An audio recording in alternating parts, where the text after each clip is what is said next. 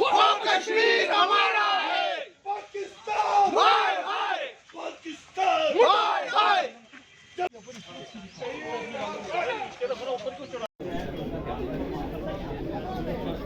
भाई साहब, हाँ जी, जैसे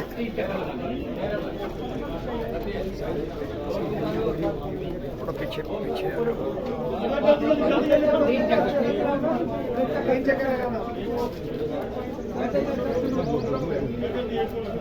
एक झाड़ू और का है।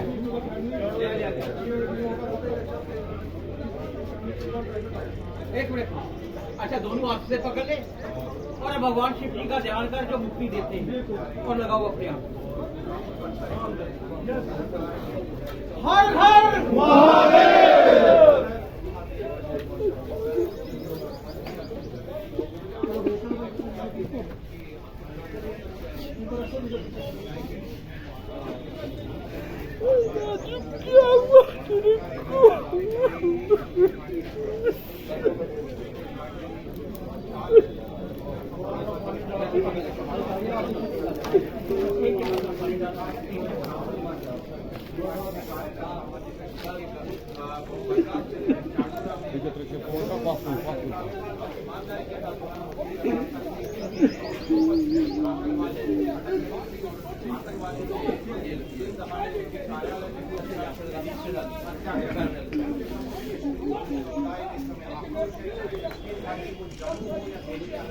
तीन चक्कर हो गए बड़े भाई। एक मिनट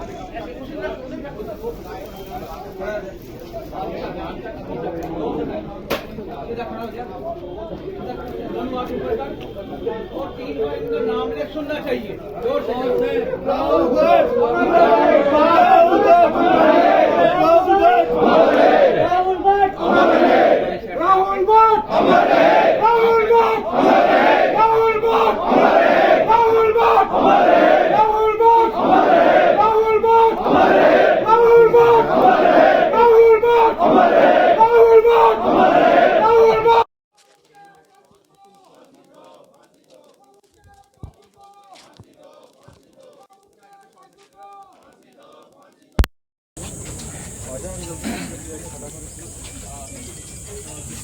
हमारे पास अल्फाज ही नहीं है कुछ कहने के लिए।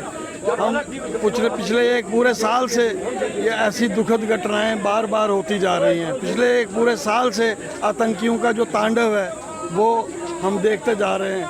हर 2 महीने 1 महीने के बाद कोई ना कोई ऐसा इंसिडेंट हो जाता है जिसमें माइनॉरिटीज़ की जो कॉन्फिडेंस है वो शेक हो जाती है। और बार बार सरकार से हम अपील करते रहे हैं कि माइनॉरिटीज़ की सेफ्टी के लिए कदम पूरे उठाए जाएं।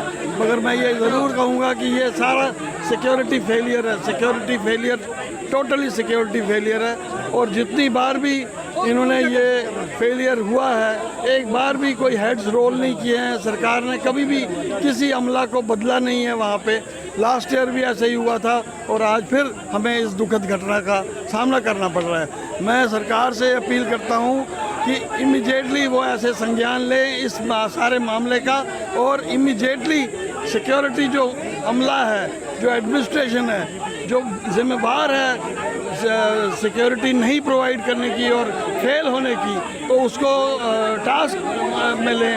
और ये भी एक इनको याद रखना चाहिए कि बार बार कंडेमनेशन से कुछ नहीं होगा, कोई ठोस कदम इसमें उठाए जाने चाहिए और लोगों को कंसल्ट करना चाहिए, हमारे साथ बैठ के कंसल्ट करना चाहिए कि किस तरीके से सिचुएशंस को टैकल किया जाएगा।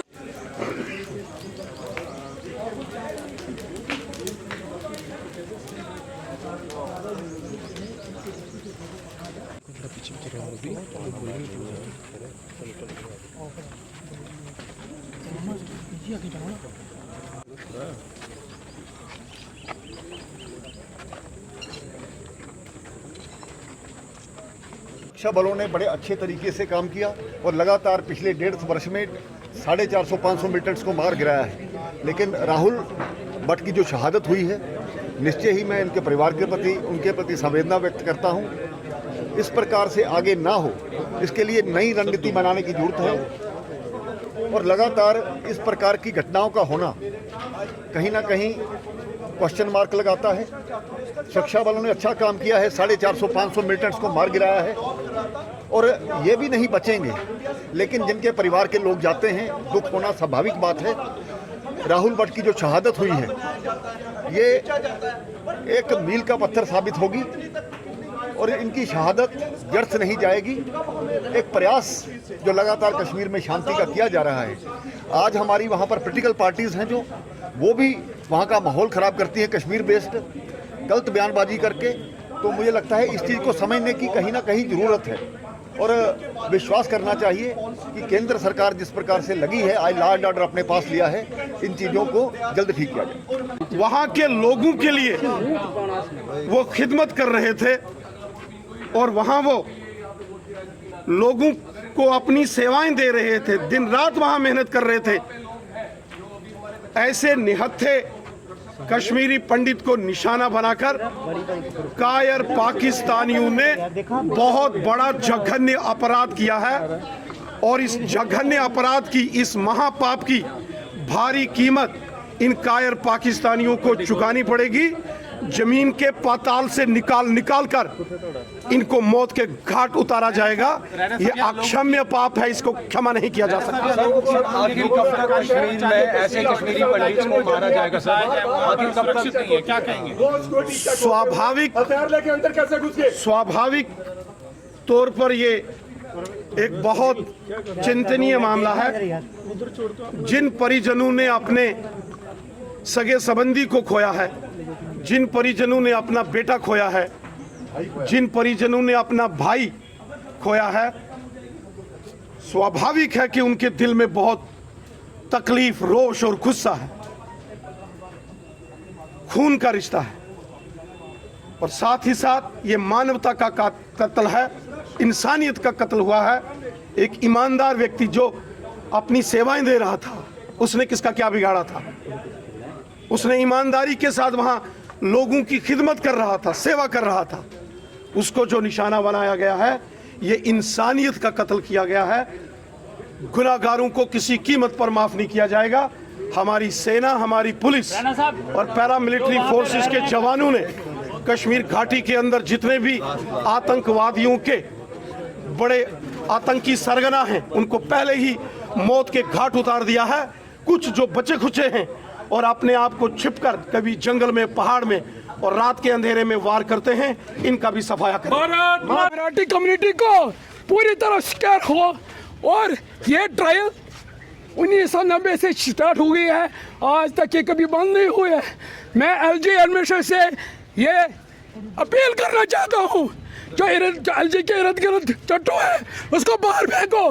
डीसी कश्मीर के सारे रिपोर्ट करो, बाहर के डीसी लाओ, क्योंकि बहुत गलत हो रहा है, बहुत गलत हुआ है। क्योंकि इसका मिक्टम मैं भी रहा, 20 तारीख को मैं वहाँ पर 3 दिन वहाँ पर भूखा प्यासा रहा। जो डिस्ट्रिक्ट कन्वेंशन है उसने मेरे को सुध तक नहीं ली। ये बहुत अनफॉर्चुनेट, मेरे को 22 तारीख को इनकाउंटर करना चाहते थे। मैं ये जिस तरह से राहुल जी की किलिंग्स हुई है, किस तरह देखें? ये बहुत अनफॉर्चुनेट है। ये तो इसका मतलब है कि कश्मीरी पंडितों को रहना नहीं कश्मीर में, से भगाना है। ये तो पहले से ही स्टार्ट है, ये 1986 से स्टार्ट है, अब तक ये कभी बंद नहीं हुआ। मैं मोदी जी से अपील करना चाहता हूँ कि अपना जो एडमिनिस्ट्रेशन है वो रिएम्प कर दो और जहाँ जो एलजी साहब के एडवाइज़र वो रिएम्प कर दो और जो टोटल एडमिनिस्ट्रेशन वो रिएम्प कर दो, ताकि जो बेकसूर शायरी है वो ये जो खासकर माइनॉरिटी कश्मीरी पंडित, चाहे हिंदू हो, सिख हो, ईसाई हो, हमारा डोगरा भाई हो, वो इसका शिकार ना हो। क्योंकि हमने भारत माता की जय बोली और भारत माता की जो हमारे एम्प्लॉय गए वहाँ पर, वो मेरे भाई है, क्योंकि उसने हिंदुस्तान का नाम, हिंदुस्तान का झंडा रोशन किया है। बस मैं एडमिनिस्ट्रेशन खासकर एलजी, यहाँ पर एलजी को मैं एक अपील करना चाहता हूँ कि इनकी सिक्योरिटी, चाहे वो काउंसलर हो, पंडित, चाहे वो एम्प्लॉय हो, उनको पूरी तरह से सिक्योरिटी, फुल पूट सिक्योरिटी होनी चाहिए।